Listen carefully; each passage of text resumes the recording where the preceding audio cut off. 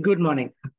I thought of taking up a non-technical topic this time and go through something that a lot of people might be going through because we've had a lot of these conversations on our lunch tables in office as well as in various gatherings that we have gone through.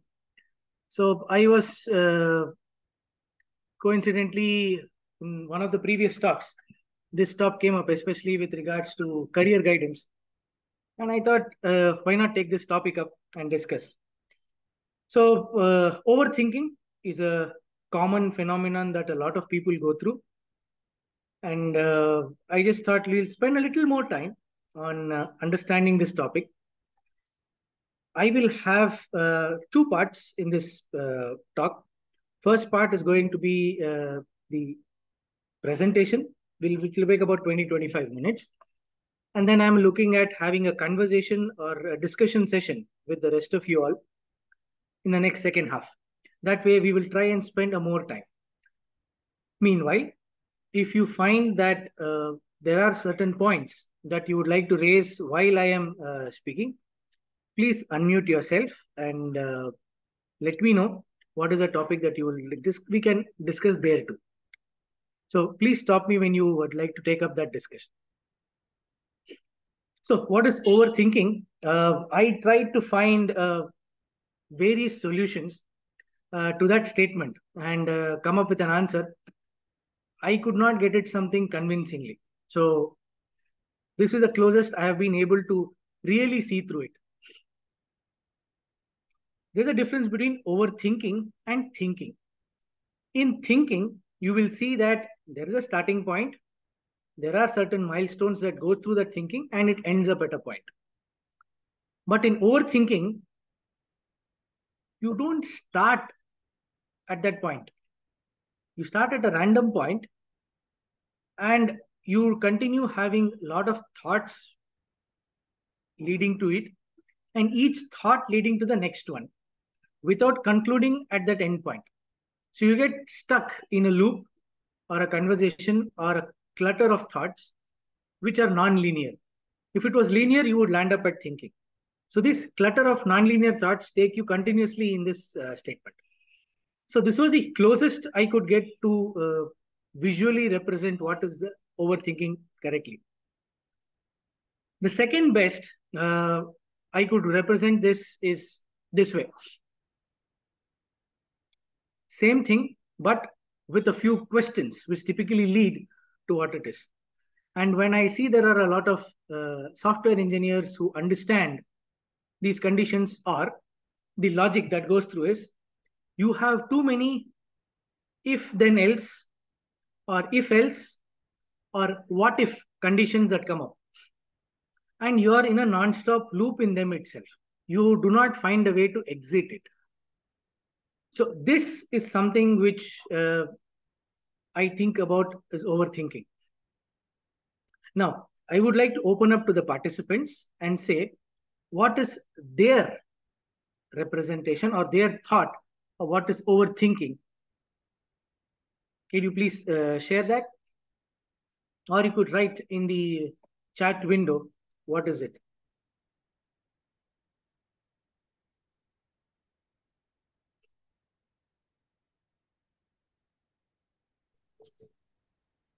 Overthinking, I mean, which is beyond our comprehension.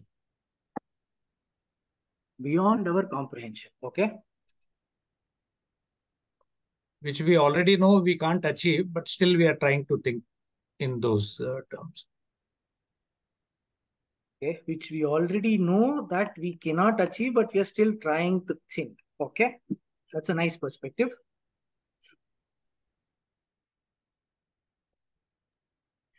Unsure of an outcome, but we still want the outcome to be something that we want it to be. Oh, yes. Shocked at the outcome, but yeah, it's still not well. What else? Oh, I see some wonderful comments. Noor Saab or Noor Madam says, overthinking is making simple things very complex. True, that is what exactly the previous slide I was trying to mention, that it is actually linear and can become simple, but we made it complex. Suhail Saab says, yes, as you said, what if it will not work or not, etc. That is true. Mubin Saab is saying, if you're doing some dedicated job, but meanwhile, we spot some audit point, and then apart from targeted point, we divert and start excessive thinking rounds on that audit point, which we cannot stop. I think this is beautifully worded, and I would like to copy this statement and keep it as a reference because it does give an interesting point of reference. So just to let you know, I am doing it here. So this is a very good point. Thank you. And I really appreciate this kind of statement. I've not heard in a long time. So yes, this is overthinking. Now, there is one more perspective that can capture it a little better. And it is that overthinking is something that you think about what could have happened in the past, could have, should have, and you get troubled by it. And there is also something that in the future, you try and look at what if scenarios. What if this can happen? What if this could happen? So you go into creating a scenario which is not real, and you create those and understand what is happening in the future, or try to understand what could happen, and then compare and correlate what happens in the past. But the problem with overthinking is you are never in the present. What you need to live in the present is lost for what could have been done in the past or what you can do in the future. So overthinking takes you between a journey of having a ping pong game or a table tennis game between past and future, but not the current. Another thing is, it is a scenario creation. What you're doing is you're creating a scenario in your mind and then trying and solving that scenario. You understand? You're trying to create a scenario in your mind and solving it, but you really do not have that scenario coming forward. So it is like chess people. A lot of people playing chess, thinking of various different scenarios and how they can conclude in the future. So there are two things. One, overthinking might help you to prepare for extremely new scenarios, which you might not know, or it will take you down a negative spiral. So there are two different directions. The first direction we would call a think tank. You group of people, you make them sit down, give them a scenario and tell them, create a forecast of all the various possible scenarios, the challenges, the possible solutions that you can come up, what are the ways to address it, and bring it out. You may use one of them or you may not use one of them also in the future, but you at least know that if you get a certain kind of a problem, you can lead that. So this is the positive aspect, and which we can call it as preparation. So you'll prepare ahead for a situation. And this is needed when you're doing a strategy for the future, when you're trying to build a vision that what can happen or what you want to happen. And if you are on a mission, what is the current, what is the trajectory that you do? And this is also part of good project management. But there is a different side to it. This is where typically overthinking is referred to in the negative connotation, where you're looking at what if it doesn't happen? No, can I do it? Can I not do it? How do I do it? What are the challenges that I can go through? Am I ready to face those challenges? These kind of questions lead to a lot more. So it is like this. When you're having a discussion, instead of saying, I would like to talk to you and I would like to give you suggestions, rather than doing an and which takes it to the positive direction, you say, I would like to talk to you, but I would like to give you some suggestions. So just the difference between and but used in a conversation takes it to a positive or a negative connotation, and the situation becomes tense. And brings excitement, but brings anxiety. So you can easily dissolve these solutions when you're looking at it. So this is something which according to me, what I think could be a thing. Now, if you look at this, making it more visual makes it more catchy and also doesn't bind you down to a certain definition of what it could be. So this was a confusion that I went through, and I decided that I will only use a visual representation and leave it to the participants to imagine what could be the various scenarios they could go through. Now, when I was going through, I first thought, what could be the causes of stress? And when I went and thought of what I myself can go through, the first thing I were looking at was stress. Could be a work-related stress or any other stress. And there was an illusion of control that you can possibly look at. But what I did not find was, and I had to dig deep while I was reading through this topic over the last course of 2 weeks or 3 weeks, I found that a lot of people have this overthinking ability when they are striving for perfection. Having a little bit of perfection will actually, striving for perfection will actually drive you in this direction. So like they said, getting it 90% right and getting it 95% right to getting it 99% right takes a lot of effort. And in this effort, you're thinking of scenarios, what can be done better? So you started thinking, and that goes in a loop saying, what can be better? But you're losing the trade-off on, is it really worth to do it better? Right? What are the takeaways if you really make it that good? Is it worth it? Is it not worth it? How much time is it going to get? And what is your payoff? So sometimes when you do in execution, when we're doing work, we already try to focus in, can we get to the 90% than the 99% first? Because 90% ensures that work is in progress. But there is always going to be a small 1 or 2 member team who says, no, I would like to really hit the 99%, ensure that the work is done with that kind of a perfection. You can live with that. You can encourage such people, but you should also keep a time bound saying, if by this time it is not reached, we will go ahead with a particular milestone. We will come to a certain portions of resolution. How do you resolve that in a little later? Next factor was there are some genetic factors. I was surprised to read that there are a lot of people who are genetically overthinkers, meaning their environment in which they grow up and what has happened in the previous generation does get carried forward, and there's a lot of thinking that goes on. So this is one of the things.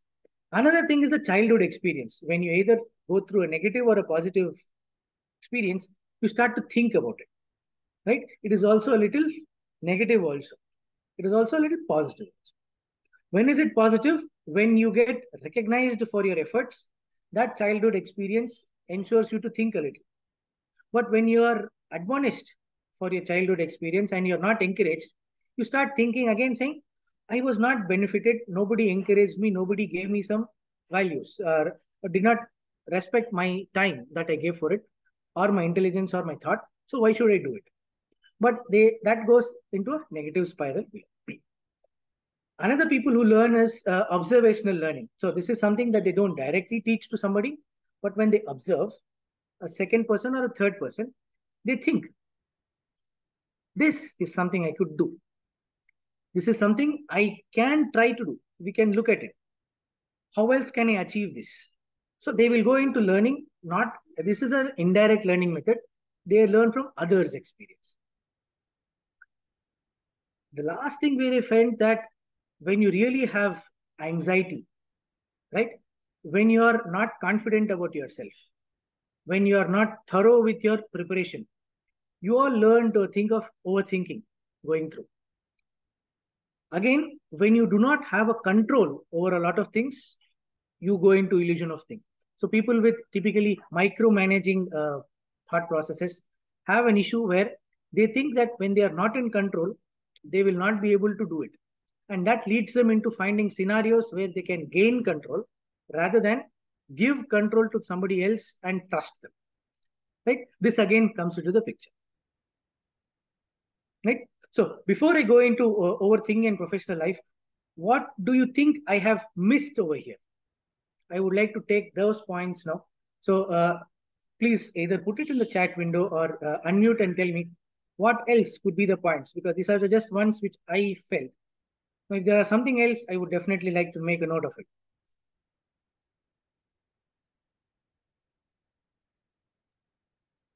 Is family is also part of overthinking? Salary, Families. families. Okay, families. Yes, that sounds like a right one. Let's see if I can annotate here. No, I'm not able to annotate. I will.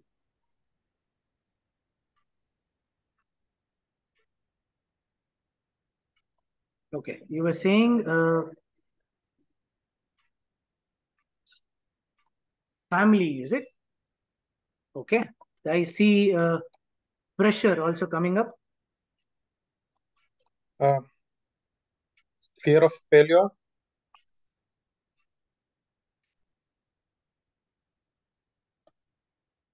Family. Then there was pressure. And there is fear of failure.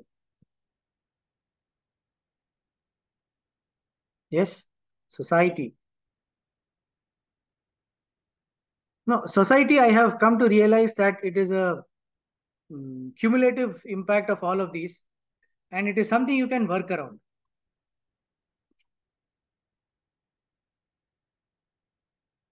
Unexpected scenarios. Yeah,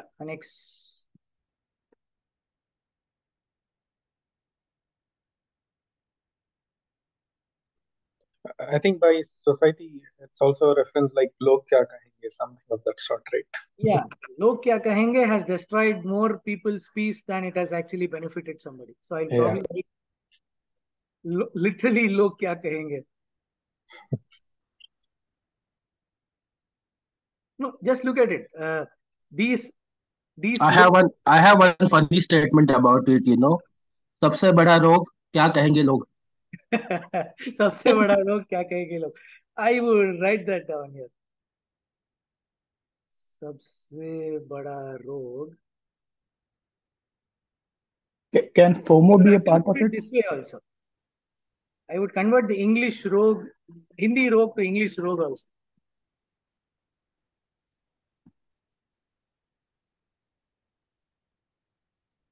क्या कहेंगे लोग. Wonderful. Children's future. Yes, this is something which I didn't think about, but for this context of the talk, but this is something that is definitely gives a lot of sleepless nights to a lot of people. Yes. Comparison with others.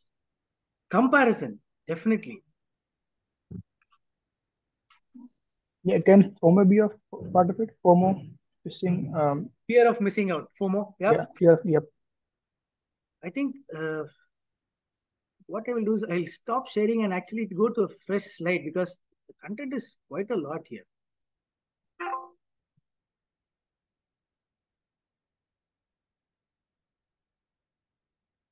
Just give me a moment. I'll open up a new slide because there are quite a lot of wonderful points coming up and I just want to capture them.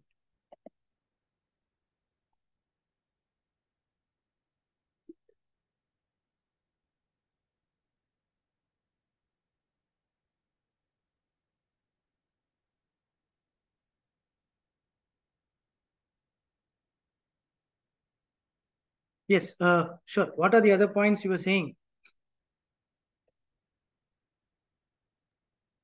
Look, kya kahenge? What else? FOMO.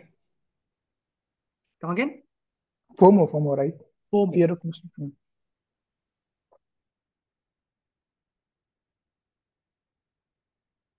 What else?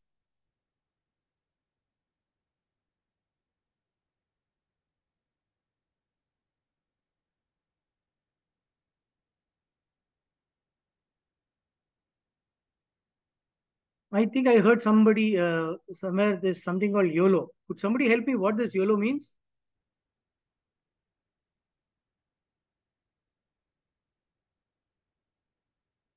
Somebody was saying you live life once or something.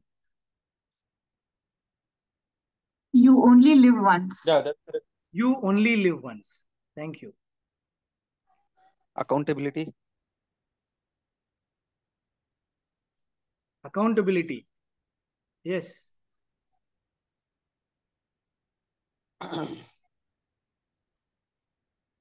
Who else? Financial issues. Come again, financial? Financial issues. Financial issues.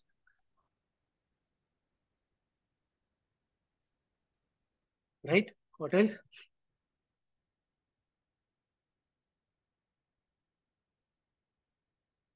No, look at the kind of spectrum of issues that we have. And I somehow feel this one point has not come up. I'm just waiting for one more word that would come up. Just waiting if somebody would say that. There are some people leaving me. What if we lose the present things? Come again? What if we lose the present things which we have? The fear Lose of the losing current things. ones. Yeah. The fear of losing the present things which we have. Yes. Fear of losing. That's right. Yeah.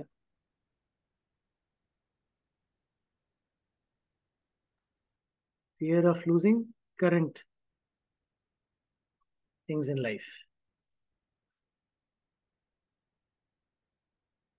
Nice. What else? Let me change the color just so that I can go away from these ones. Yes, please.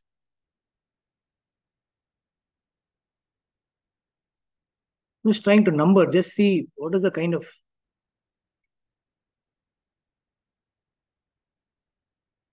What are the things that you're missing out? I somehow feel that one or more points is not coming out here.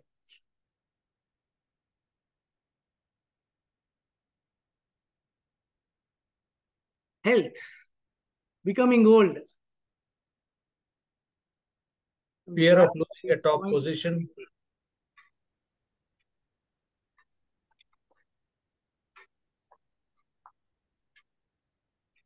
What was the other one? Fear of? Losing the top position which someone is currently holding. Yeah, that's again fear of losing. Yeah, fear of losing one's position.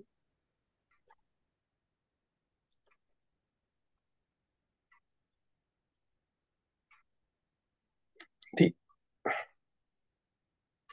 health and becoming old are more or less intuitive. Right? If you're deteriorating in your health, is when you start overthinking. True. Or if you mean to say the other way around, that we're not getting, that I'm not getting. Yeah. Another one I saw is thinking far ahead. No, this is one thing I'm still looking at, and I will go ahead with it. And I would say, I'll put it in bold.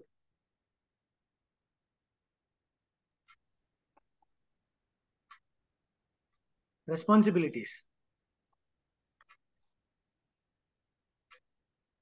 Responsibilities at various ends will actually give you a lot of stress, a lot of this thought process that you go through, right?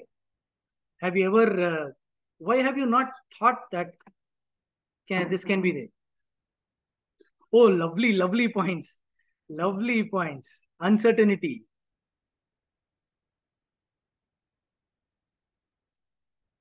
Very nice. Uncertainty, sukoon, loss of sukoon, peace. These are great points. Sense of achievement. Amazing.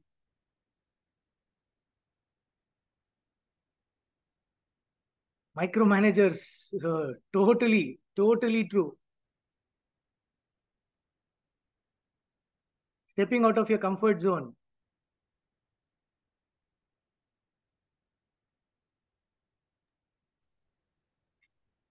Sense of belonging as well. Sense of belonging. Beautiful. I mean, in professional sense mostly. Yes. I was actually coming to these right in the next point. Thank you, Khalid Saab. Very well said. Religion. I would probably also have. So religion, I would say, speaking of it, and following it also gives you, I've heard it gives people stress. I don't know in what sense, but yeah, I get that. So great points, great points. Now, I think with this, you have completed most of the points I was expecting. And these are some good. So let me just go through these sheets once again. So apart from these smaller bubbles that I have, we now have got a lot of other points that we have covered, which can give us anxiety, which can go into overthinking. Lovely. So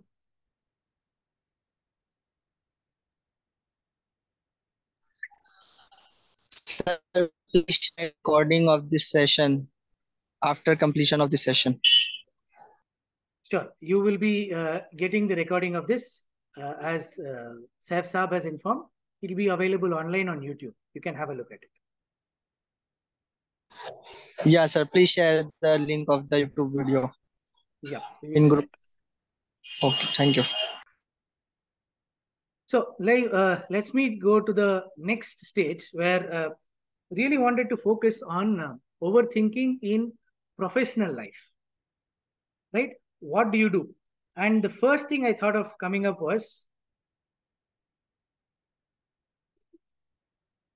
what does your work-life job satisfaction suffer? And this is one of the most appropriate graph I found, because I'm a person who is like science and who tries to explain with graphs. And this is typically where I find that excessive planning at some point of time, though gives you a lot of results, but you get a burn off happening in your life. You can overplan, yes, but what happens is beyond a certain stage of planning, when you go overplan, it is actually counterintuitive. Your results will actually see a dip. And it is not just that your results is taken, it is mostly your behavior will change. Your approach to solving a problem changes. You get fatigued, right? Because you're planning, you have a lot of burnout coming in. And things happen is you don't know where to stop, or you don't acknowledge where to stop. You might know, but you will not acknowledge where to stop.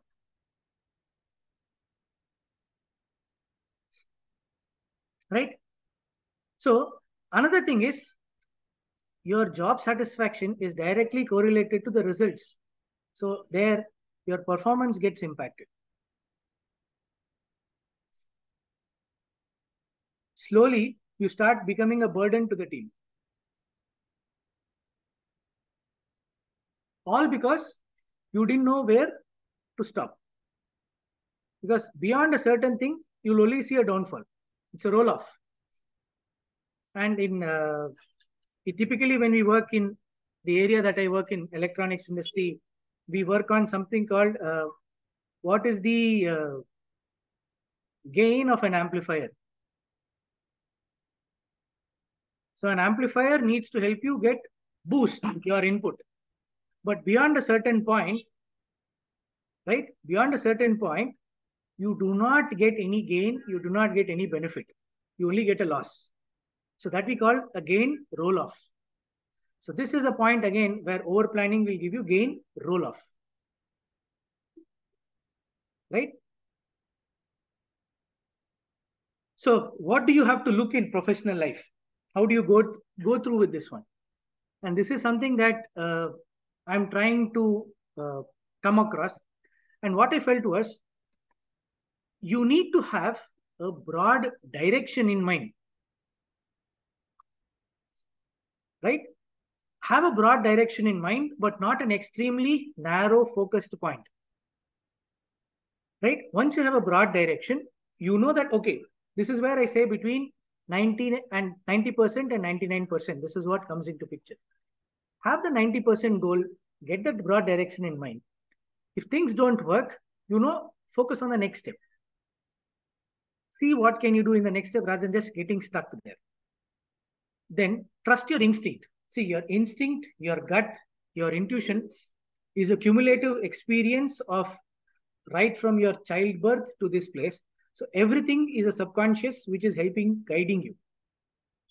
Along with that, I have heard or I have read some papers or work or spoken to a few people where they say you might also see previous generations' instincts within your instinct too.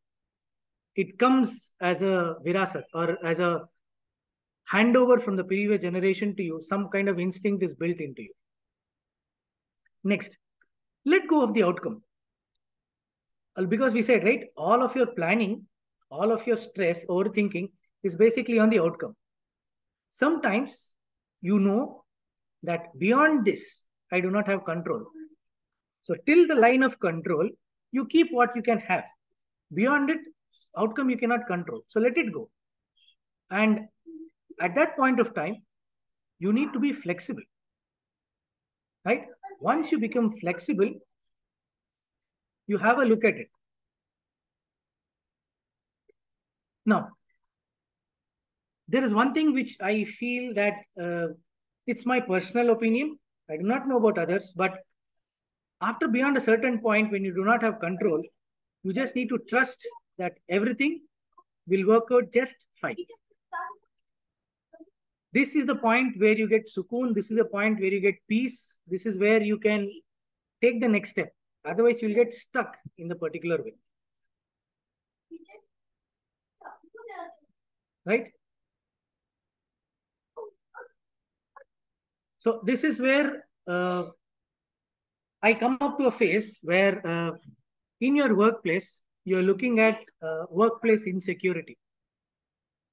And this definitely hits. So what I feel is this number hits a lot of people once they hit that 10 to 15 year mark in the industry. Or between that number, it starts where you first start having an overall doubt about your growth, your relationships, and your performance.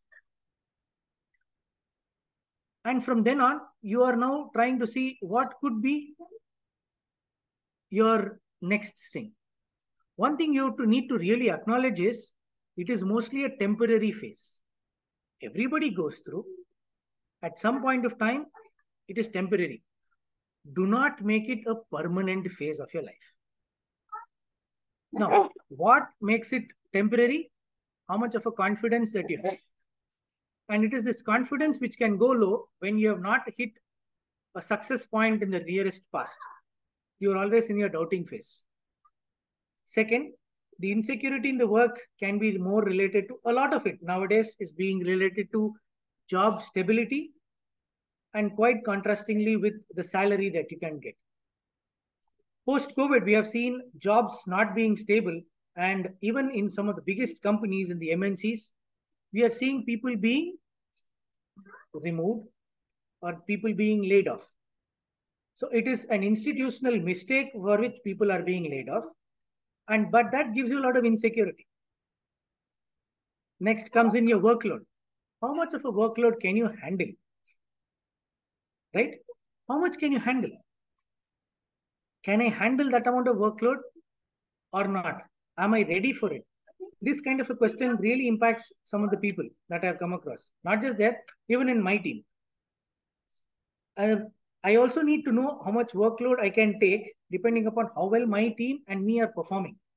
So if you're performing at our best, we can handle a little extra workload.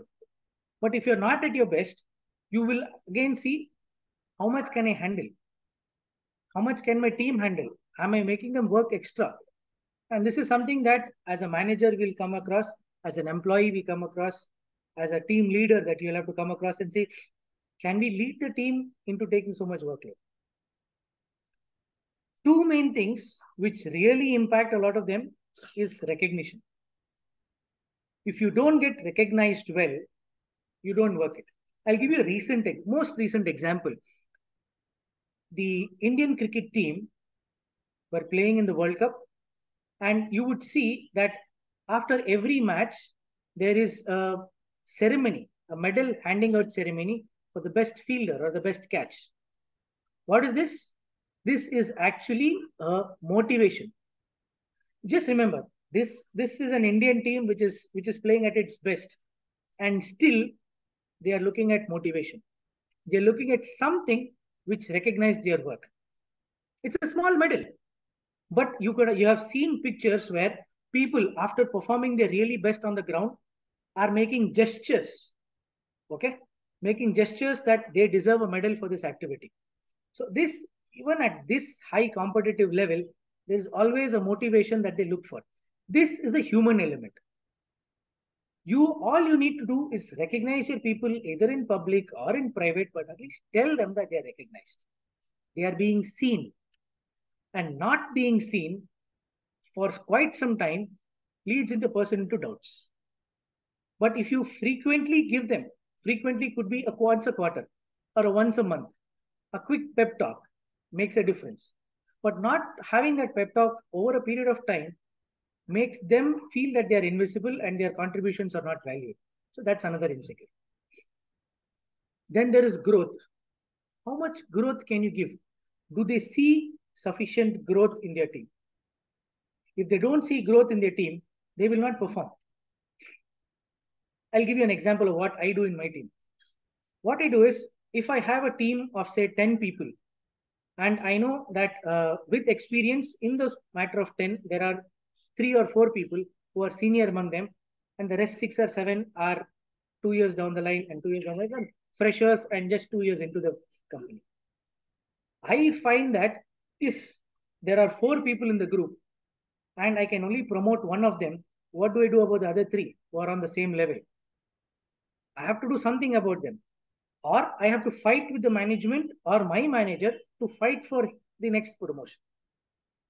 So one way what I implement is, I give leadership to one of them and say, if I do not see you getting promoted, I would like to place you between the other people and you and give you an intermediary step there, such that you become a lead and you take independent action of these. Hand over them a project which I have and tell them, you execute, you are the leader. That I have personally seen people stepping up straight away. If they are capable, they definitely step up and they take the ability, they have the strength to go up. And they build it. It is like grooming them. And once you start grooming them, it is easier for me to convince my manager or the upper management to say, see, that gentleman or that lady in my team is able to really take up my load. So when somebody is willing to take up my load, they must be able to recognize some activity, give it to them. And this is an experience which I learned from my father. He told me, if you need a promotion, ensure that you take up your manager's role so that your manager feels comfortable to give you his part so that he can concentrate on the next promotion for himself.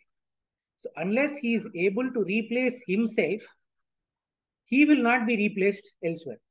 So you create space for somebody to take your place so that you can occupy and go try for your own manager's space. So it's a growth phase. You start to lean, you start to learn, you start to manage and get into it. So this, if you don't have all of these, if you do not have this growth chart, you would feel insecure because you do not know what to do next or what to aim for next.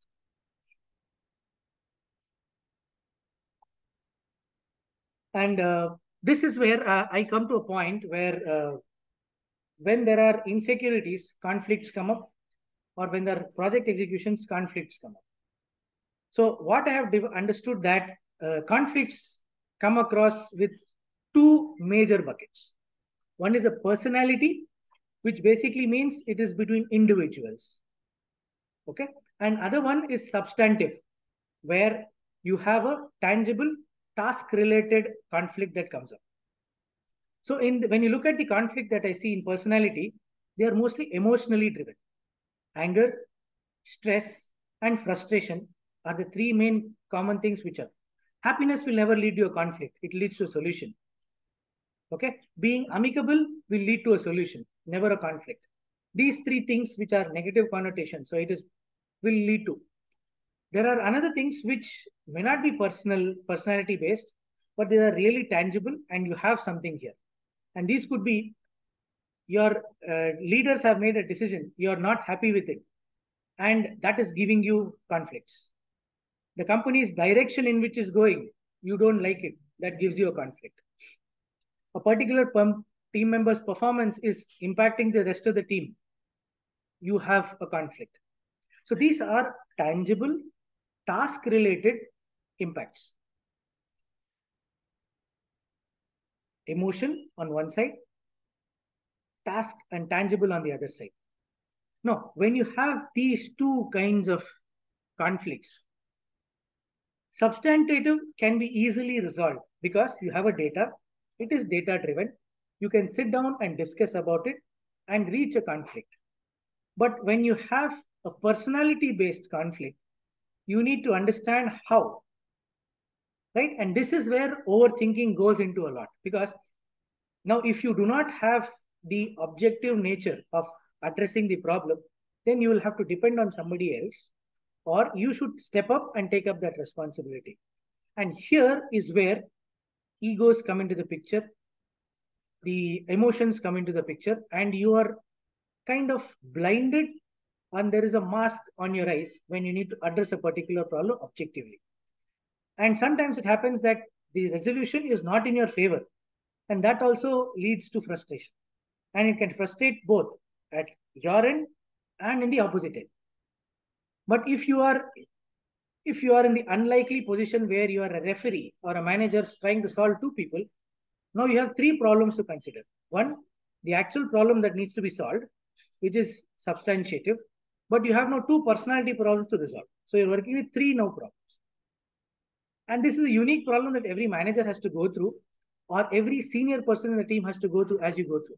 So this midlife scenario, right, in a professional career is where your chances of thought process not getting impacted, you not getting your progress going forward, gets into the picture.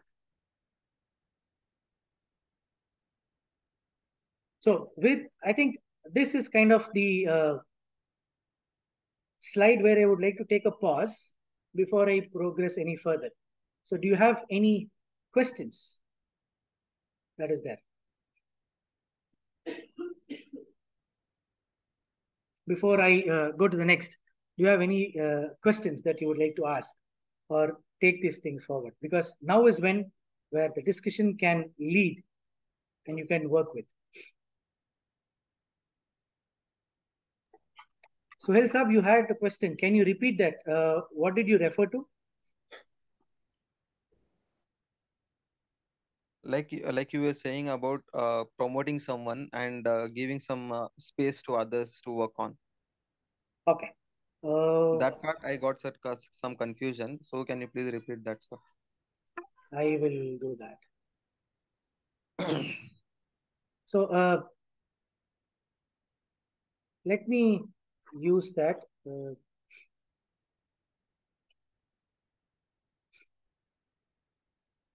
Let me reshare so that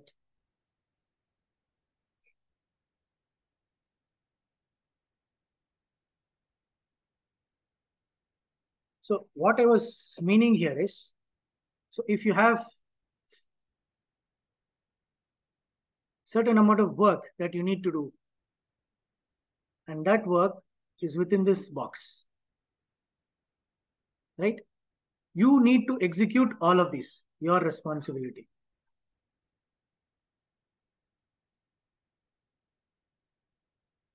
Right? What you could try and do is take a big chunk of your responsibility, hand it over to a team member, and then call him a leader. And tell him, you take responsibility of this. Rather than just being my team leader, you take a portion of it and develop. You can, and the quantum of work that you do depends upon how much you trust them that they can lead that. So you will mostly see that you can have 2 or 3 of these work, but at different sizes. So this makes you acknowledge that these people are your future leaders in your team. So try and give. These are all the rest of the tasks which you do it with the rest of the team members along with them. you give this team leader this open work. Now, what you do is, along with giving this team leader, give him or her a few more members to support, such that that team leader now builds his own smaller circles.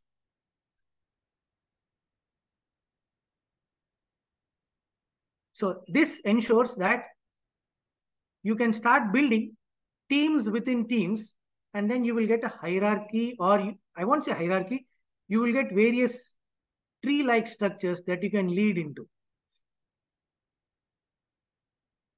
So this could be your tree structure.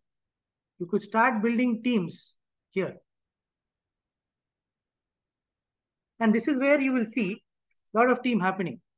Every team, you will have an individual contributor who is not a good team builder, but is great at doing individual stuff. So you will keep them as individual contributors. But others, you will become your first level managers, where you assign one team for them below. And if you look at typically any org structure that happens, you will typically see this coming to the picture.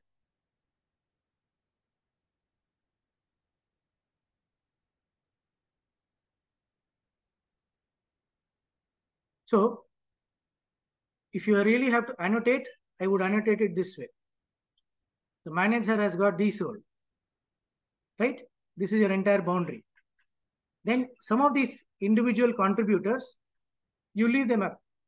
Who would these be? These people are who would you call expertise of something. They will go deep into one, but stay deep there rather than doing the others. The other ones would be your first level managers, who are your future leaders. So these could be your teams. And see, within each one of them, you would get the next rung of leaders that you're planning for.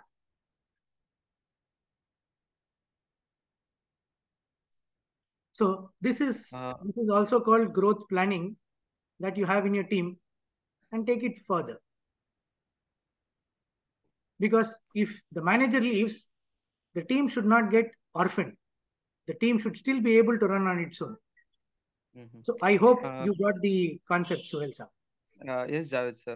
One more thing which I was discussing with my colleague. He was saying that even if they are giving me responsible, okay, I don't have an issue.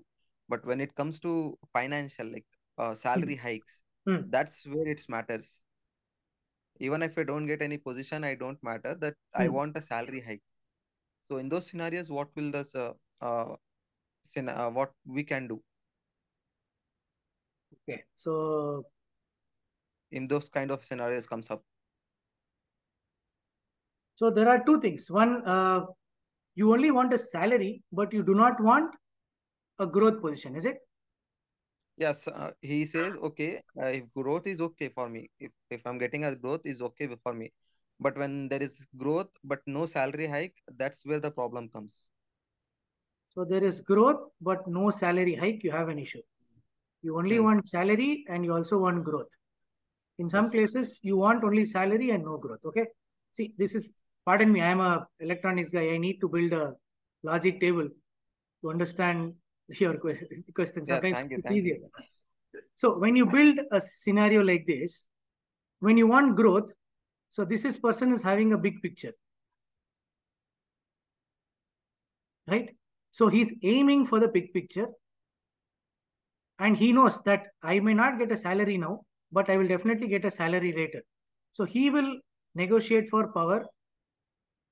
And these are the people you typically need to look for when you're building a team. Person who is getting both salary and growth is somebody who knows the big picture and is implementing it. Right? But person is only going for a salary. He is only looking at short-term success. Right? So this short-term success is good, but may not help you or your team in the future. So if you get an opportunity as a team lead, so what do? You need to translate this person here. Right? You need to make Okay. effort to translate this person this place, because this person is never going here. Yeah, sure, please. He will never go there. So you only need to show that, okay, you want the salary, but I will give you salary when you get the big picture, because that way your implementation is going forward. It is not stuck. Mhm. So you will have to find a way to do this. Not easy, but this is one of the easiest way to take forward. Yeah, I got your point. Got your point, right? Yes. No, salary negotiation is always a difficulty, but always this is again bound by multiple topics. What is the company's budget for it, right? Are they making some profit? Okay, if they are not giving salary in cash, are they giving it in kind, infrastructure, benefits, perks, or are they giving it in shares and compensating it? There has to be some way this has to be compensated, and depending upon the company scenario, you will look into one of these problems. So this is what I would call as a salary versus growth discussion when you have. Hope that answers your question. Thank you. Yeah. Any other question?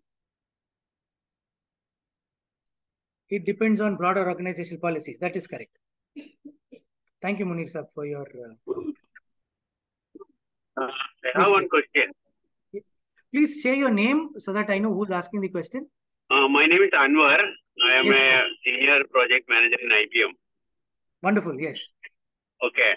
So when you grow, for example, when you grow to a higher level, then the problem is then opportunity reduces. Right. So when you're in middle, maybe getting a new project easy, but when you grow to higher level, then number of people who are in a higher position reduces, Right. which causes you to be bench for more time compared to norm, like when you are in a lower position. Correct. So this creates sometimes job security issue, because they may keep for 2 months or maybe 3-4 months, and then if no opportunity is there, you'll be asked to go. So that kind of situation also is coming, especially when market for IT goes down. Right. So what is your advice there? So the only thing that I personally, what I would see is there are two ways of handling this. One, by working in an organization for long, you need to have an understanding of predictability, that you should by now have gained the experience of how to predict the market, or at least know the direction in which the market is going. Because if you are not able to do that, then there is a skill that is being lacked in the approach. So how do you do that? I did see in some of my managers here where I'm working, the ability to read between the lines of the decisions that are coming up helps them a lot. So what do you read between the lines? This is something that comes with experience or the ability. So decision of the leaders, if you can read that, and each statement that they make, if you can work backwards or do a projective understanding of what it is, helps you get certain points, and there are easily you can read them. So this is one. Second thing what I see is when you are in the senior team, the managerial skills that you have is basically to manage. So how can you manage the scenario there? Now this scenario is you being benched and not given a senior role.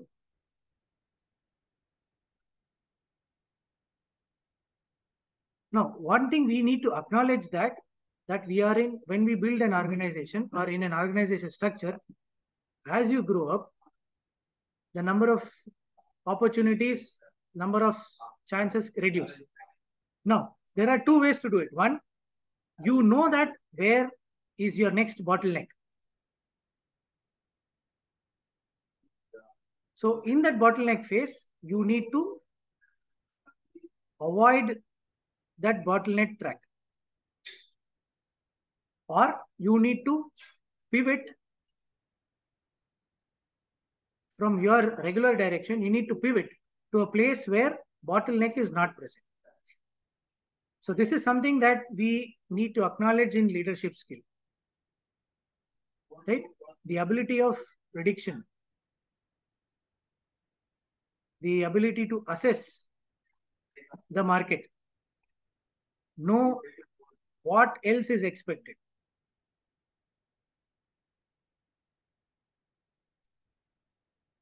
So this is something that happens. And when you're working in large MNCs in India, where even for a very senior role, you might have about 100 people.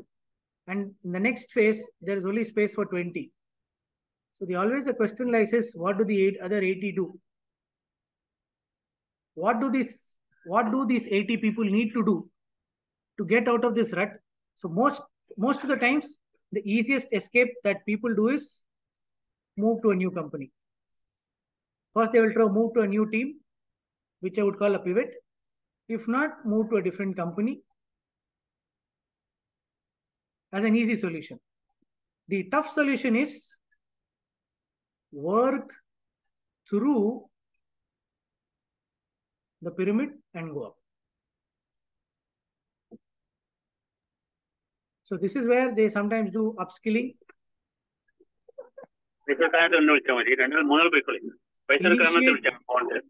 Initiate new projects such that they get leadership and you build a parallel portion here. So Anwar Saab, hope you got the picture of how we could do. Though you are a senior yourself, but I think you would identify that some of these solutions are already well in place and a lot of people continue to build these or use these. Yeah. Thank you. Thank you. So now that we have said what is overthinking and what we can do, here are a few suggestions that I read through and which can help us overcoming overthinking. First thing, step back and look how you're responding. How do you look at how do you respond? How do you take these opportunities? Second, find a distraction. It could be good, it could be bad, but try to distract yourself for a short duration such that you going into the negative spiral is avoided. That's where you see, avoid negative thought spiral.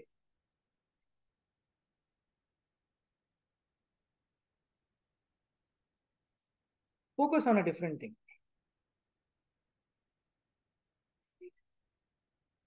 On a different task, which would engage you for a certain time. Or rather somebody would say, keep yourself busy. Now, being overthinking itself is busy. This busy is not mental, physical. Right? This will help you in doing something. Sometimes just take a deep breath when you go. Is this practical? Yes. I'll now take 1 minute to at least take a deep breath 10 times. Just see how well it could calm yourself.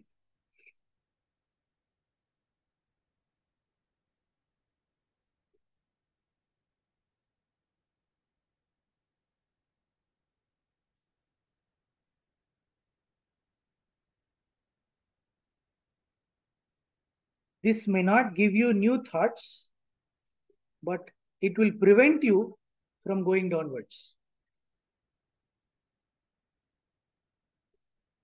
So it is a preventive mechanism. After preventive mechanism, you become neutral. After neutral, then it becomes an opportunity enabler.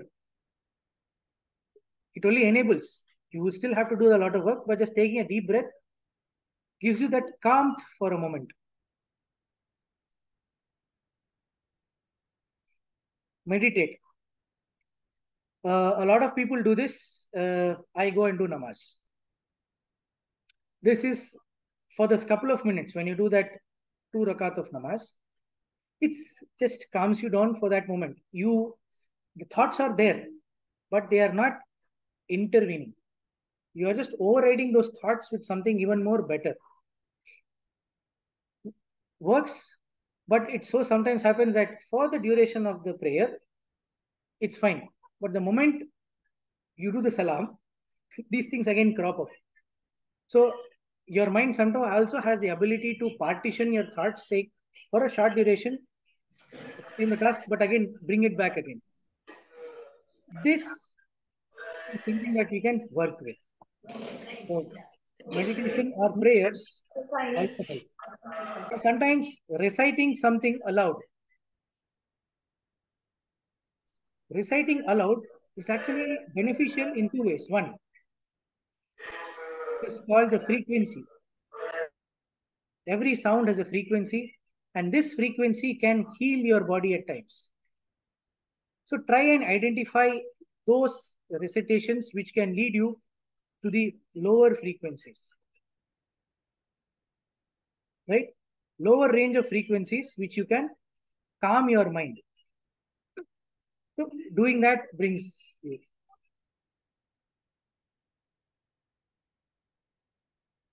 Now, another thing is when you step back and look at it, and sometimes you look at how you're responding also. This we just covered.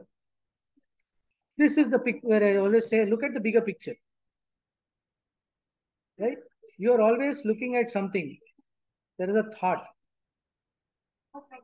But this thought should always lead you to a big picture. And this thought typically is only a small portion of it in 2 or 3 scattered places. Once you look at the big picture, you know either how inconsequential your small thought is or how consequential it is to the big picture. It gives you a different perspective.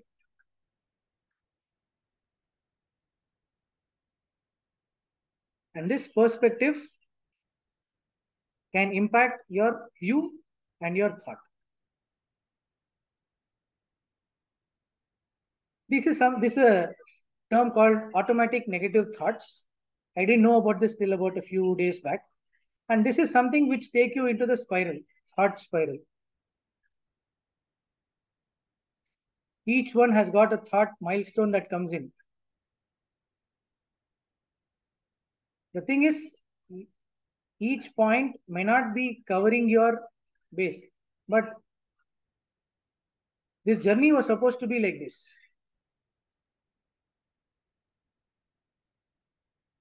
But the moment you hit the second milestone, this leads you into a different thought journey and you digress and go elsewhere. The ability to bounce back from here like a ball takes time. So try to recognize a pattern. The moment you're hitting the pattern, try to draw a line here and say, okay, enough. I need to take a break here. You take a break, but ensure that you do not break.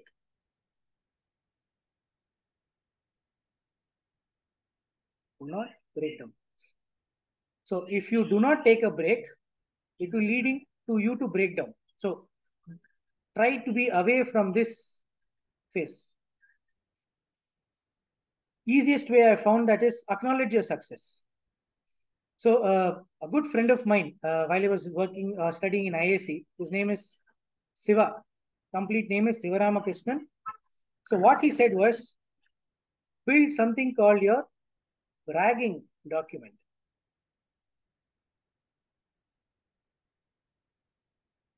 Remember this. It's called bragging document. This means every success, small or big, you document it in your work life. And review it at the end of every half, first half and second half, and then every year. This should tell you that there are multiple milestones that you have crossed to reach this phase. And yes, there are lots of ups and downs, but each ups and down has taught you a message which will lead you to your crescent on top. Build your milestone. And always know, after a dip, there will come an upper one. Because life goes sinusoidally. Like after every day, there is night. After every night, there will be day. Until it is not day, your work is not done. Right? That would be very interesting thing you said. And just this thought came to my mind out of a blue. If you look at how you write the word life, L-I-F-E. So L is big. I mean, its height is more. Okay. Then I has a smaller height. Then F has a higher height, and E has a smaller height. So what you said, ups and downs of life, the word life itself is like that. True. So it is the cursive nature is what you are referring to, right? Right. Thank you. Well put, Sir Sab. I really like the way you associated it with. Thank you so much. So, taking you to the last 2 slides of my talk, I would always say stay present. If you remember, there was a diagram which I had drawn saying we are always getting stuck with what is happening in the past. So this is your future. This is the past. And you're always stuck in the thought process. You miss staying in the present. Stay in the present. Acknowledge it. Because this time is always in the present. Because it is something which is truly only yours. Everything else is either given to you or taken away from you. Time is truly only yours. Do not waste time. Do not waste the present. Because that indeed is your present. That's your gift. Enjoy the gift. Do not let it go. Do not let others take away that gift from you. So do not let others take away your time from you. It is your time. Stay in the present. Practice self-compassion. It is needed. You need to always tell yourself that yes, you've done a lot of work. You've done a lot of it. Please take your time to do it. And always, there is no hesitation in asking out. Ask for help. There's nothing wrong. Asking help means you have acknowledged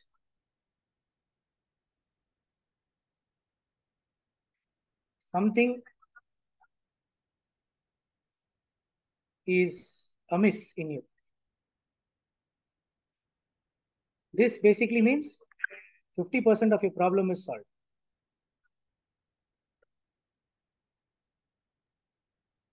And once this is done, you can always go ahead and ask and reach out to people who can help you out. And with that, I would like to thank you for being such an amazing audience and fantastically attending my session. And I don't know how interesting it was for you people, but it's been more than an hour, 15 minutes more than my allotted time. But you have been great audience who has interacted. And now, if you still have some more time, we will take it up into a conversation and see how much I can take you through. So now I'm open to questions. Assalamualaikum, Javed sir.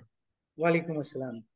Javed sir, I have noticed a couple of things in the corporate world. Just want to highlight a couple of scenarios where people are having issues on regular basis. People who have in IT sector, it has been known that eventually after a couple of years of time, for example, a friend of mine who have 15 years of experience, he worked in 10 different organizations, right? Now, unfortunately, as of now, he is searching for a job since last 3 months.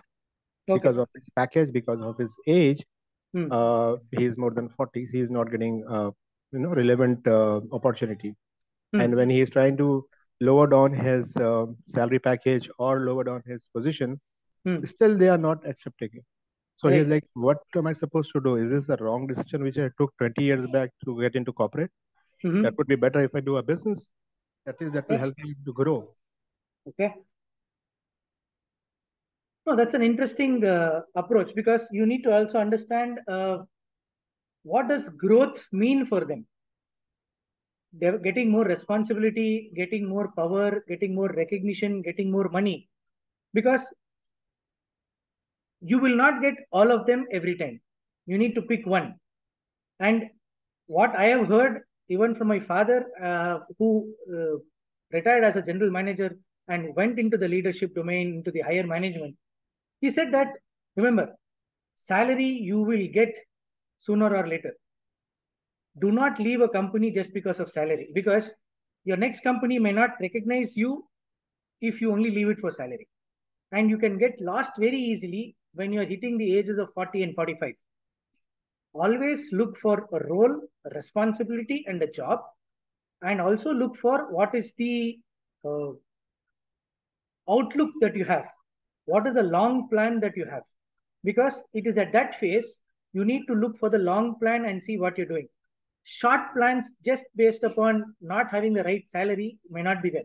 Yes, you might be getting a short salary now, but if you, for just the sake of a salary, if you leave a company, getting a job would not be very easy.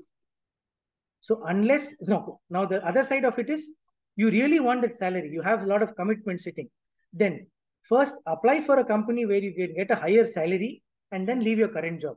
Never make the mistake of leaving a job and then go looking for something else, because you have certain commitments which need the monthly salary to be credited to your account. So unless that is done, do not do. These are the words which he told me very long back, and I take them very seriously, because end of the month, you have expenses, and beginning of the month, you have expenses. Not that it's not there every day, but these are definitive expenses which come in, which need you to be associated with financial revenue stream coming into it. Does not need to be a job, but businesses are also not so easy. So always ensure that one revenue stream is landing in your bank account every month, irrespective of what you're doing. That is all I have for that point. Thank you so much. You have any suggestions for any of these kind of candidates who can apply for the job? There are two things. One of the reasons you are not getting the job you're applying for is one, either you're not presenting yourself right, or you do not have the sufficient skill, or you're not showcasing that skill in those 2 sheets of paper called your resume. So you need to match your approach to the job that you're looking for. Got it. Basically, yeah, basically he must have to equip with the new technology. It's been outdated, whatever the knowledge or technology he was holding. Correct. So that is what I have also suggested him. Let's see. Let's hope for the best, inshallah. Abdul Azim bhai, may I suggest something? Yeah, sure. Today, 3 p.m., we have a special session on career counseling itself. So you can ask your friend to join that. The same Zoom link at 3 p.m. So you'll be having a session especially on career counseling. So he can come over there. He can attend that, and he can put up his questions and doubts or whatever he want to clarify. Inshallah. So 3 p.m. today. Okay. Is this for experience and freshers as well, or just for? Yeah. Okay. It's for both. Even students can also join if they want some guidance. Yeah, that would be really impactful. So at 3 p.m. same Zoom link, inshallah. And in this session, do anyone have the opportunity to train people on ChatGPT? If there is available, I mean, if someone is equipped with that knowledge, it would be very handy for the people who want to learn ChatGPT. Correct, exactly. It's an So, ongoing technology. So in the morning 11 o'clock session, like we are having currently, so this is where we discuss about technical or non-technical sessions. And we already had a couple of sessions on ChatGPT, and the recording is already available on the MFIRD YouTube channel. At 3 p.m., we don't have any presentation. It's purely one-on-one career counseling. So whoever is interested, he asks their questions or doubts, and the counselors, the panel, they respond to it. So it's pure career guidance, career counseling session. But there is no message on that shared, right, in the group by Saifbhai or someone else. We only have a message about this session that is happening. Today morning, I sent with both about information of both at 11 a.m. and 3 p.m. both. Okay, I'll check it. Thank you. Yeah, welcome. So others can also invite their friends. If possible, can you please send the invitation one more time in the group, because I couldn't see that. Yeah, it's the same message, but with two timings. One for 11 a.m., one for 3 p.m. What we have received is only for 11 a.m. Yes. Okay. I think you might have to send it one more time. No, I already sent it. Maybe you got it from someone else. I was in the group of 03 month meet Hyderabad. Pardon? Okay. Just join at 3 p.m. So, on the same link. Yeah, same link, 3 p.m. That's all. Okay, inshallah. Thank you. Jazakallah khair. Back on the same session, are we continuing or do you want to stop, Javed sir? If there are no questions, I'll take a leave. If there are questions, I'll address them and then take a leave. I just wanted one or two statements, more or less. One thing is, from your explanation, please don't take me wrong, I understood more on the management perspective as to why the managers are doing what they have to do, right, in terms of the managerial skills and things like that. Right. But for us, I as a team member under such manager, the way you explain, I only understand the situation as to why you are doing that, right? And then at later slides, you basically explain how to avoid and how you can, not really get pulled into that negative thinking or overthinking kind of a situation. This is the crux of your whole presentation, correct? Thank you. These are good summary. Okay. Thank you. Thank you so much.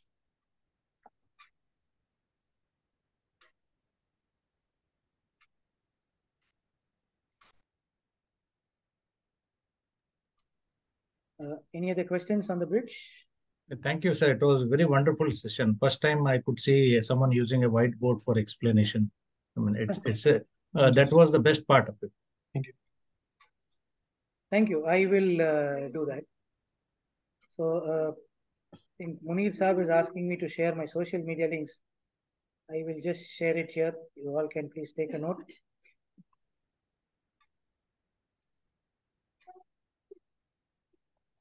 So you can reach me either on Instagram or YouTube. So either search for these two keywords, Dr. G S Javed or King Consultants Education. You can reach me on either one of them.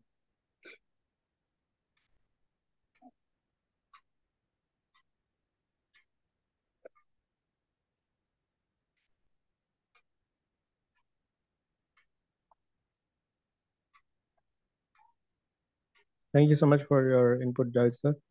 It was really nice and informative for everyone. Hope we will be in touch with these sessions on regular basis, inshallah. Inshallah. Thank you. Thank you. Thank you for your feedback and wonderful comments. Looking forward to more interactions with you all on more such topics. So thank you to the organizers. Thank you, Saif Saab, for Jazakallah, Javed bhai. It was a great session. MashaAllah, all of us learned also and enjoyed also. It was really great. MashaAllah. Thank you. Thank you. I will all take a leave in that case. Assalamu alaikum wa rahmatullahi. Wa alaikum assalam, Javed bhai. Alaikum Thanks assalam wa everyone rahmatullahi wa for barakatuh. this session. Jazakallah khair.